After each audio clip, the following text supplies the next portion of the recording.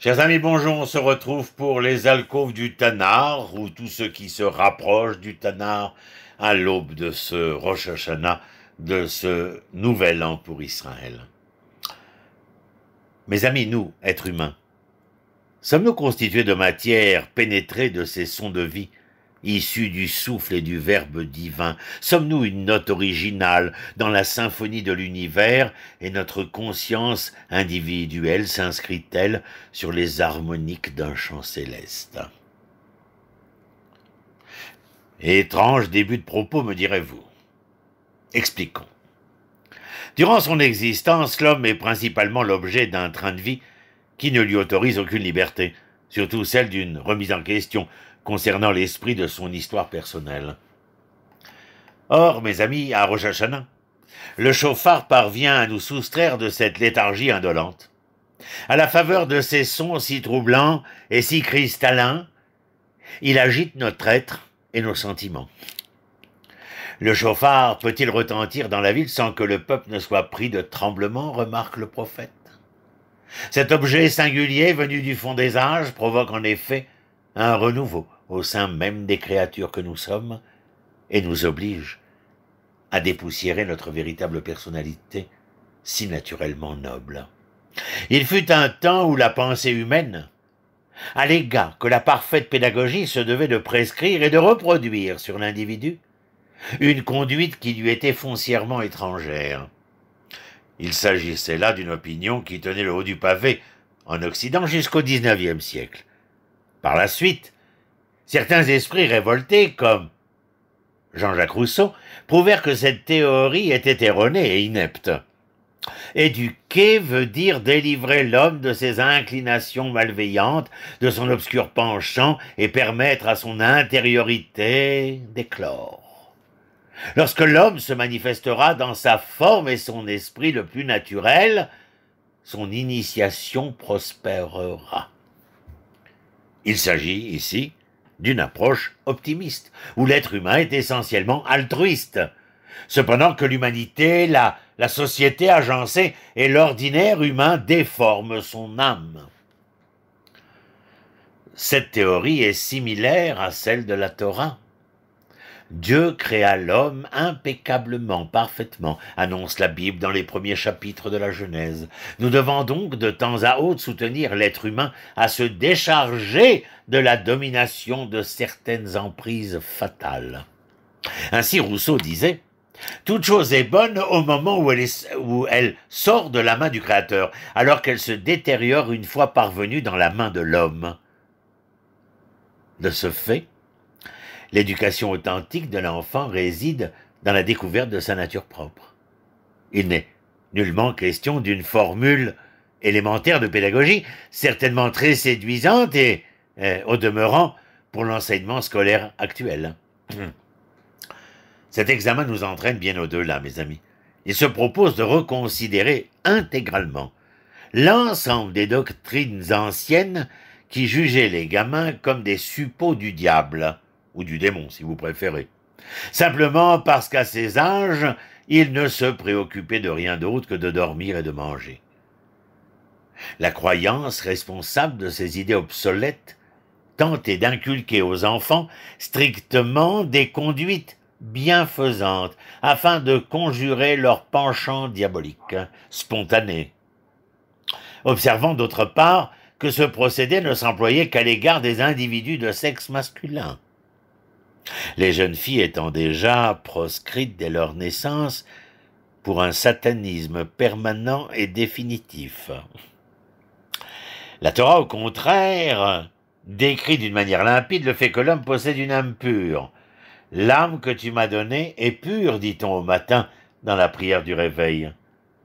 Pour la Bible hébraïque, l'homme a été créé à l'image de Dieu, et l'Ecclésiaste vient nous préciser que Dieu a créé l'homme droit. Seule la vie terrestre entaille cette vérité. Devrions-nous abandonner l'existence terrestre et sociale? Ne sommes-nous pas ici-bas pour consacrer l'Éternel? Un projet carrément plus compliqué que la charge des anges, lesquels se limitent quant à eux à consacrer Dieu dans les firmaments.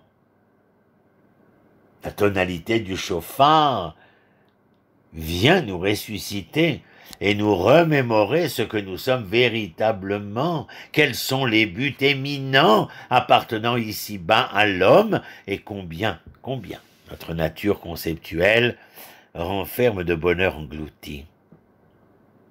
Du reste, cette corne est elle-même un objet naturel.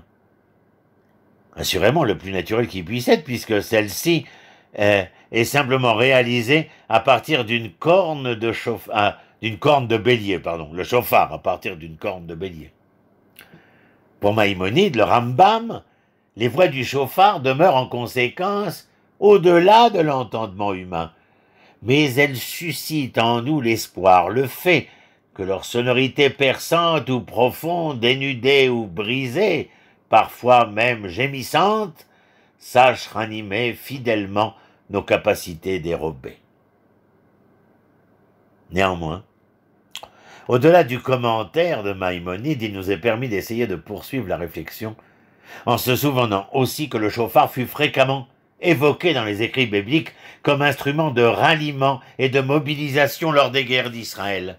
Certes, il serait préférable de régler les différends des États et des peuples par des voies pacifiques comme la négociation, mais il subsiste occasionnellement des conjonctures qui n'offrent plus guère d'autres options qu'un règlement militaire. Que faire?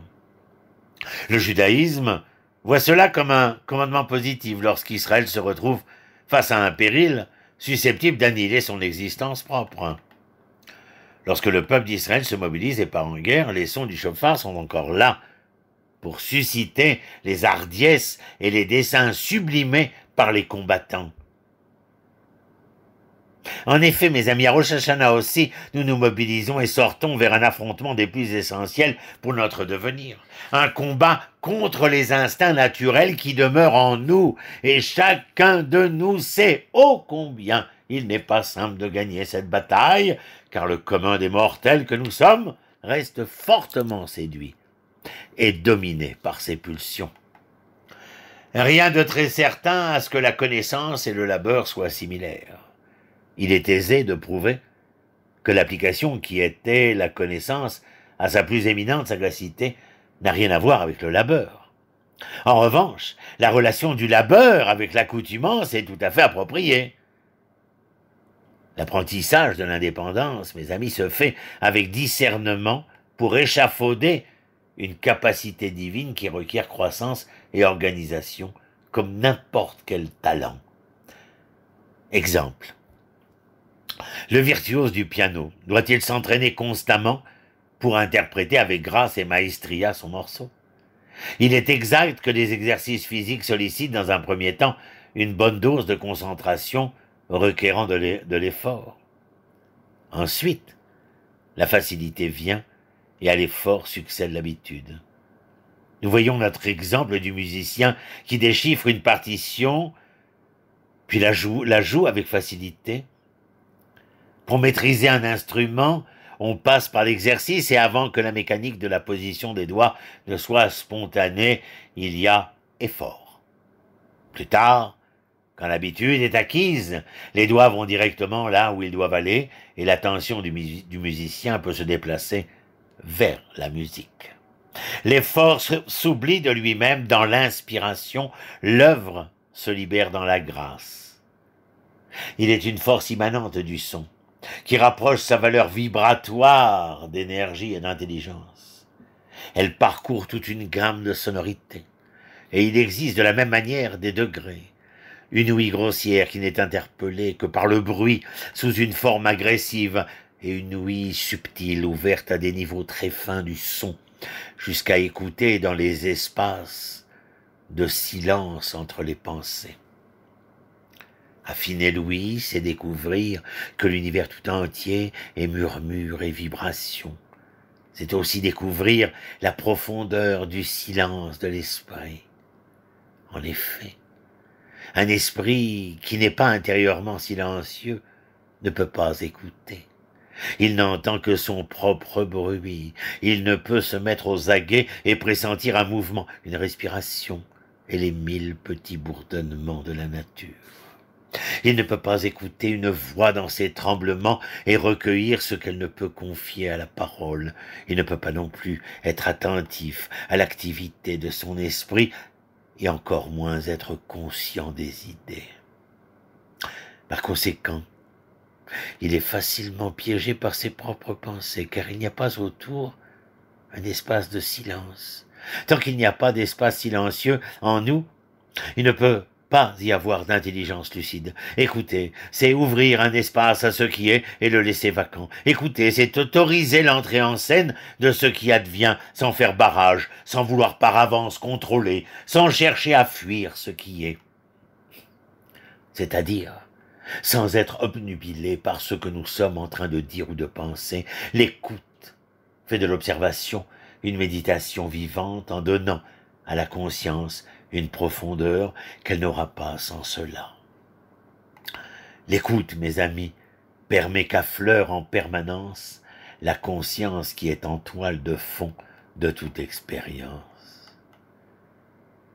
Voici un texte qui n'est pas seulement à écouter, mais qui, comme vous l'avez entendu, est très certainement à réfléchir, à analyser, à entendre, à comprendre, afin de mieux connaître, ou je dirais, afin de mieux se connaître, comme il est bon de se pencher vers la lettre comme une note, vers le mot comme un temps, la phrase comme une mesure, et peut-être qu'alors, ce texte apparaîtra-t-il comme une véritable symphonie, fantastique ou pastorale, peu importe qui l'on aime. Shana Tova umevurechet à tous et à toutes, en espérant pour chacun le mieux et le meilleur. Shalom, shalom, Leitraot.